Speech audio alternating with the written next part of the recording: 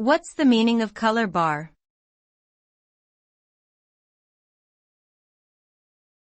Color bar.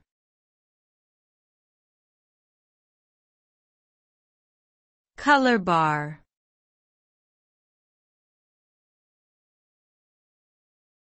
Color bar.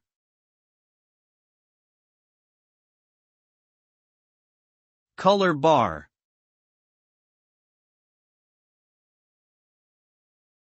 A color bar is a visual reference tool used to ensure that colors are accurately reproduced on a printed or electronic image.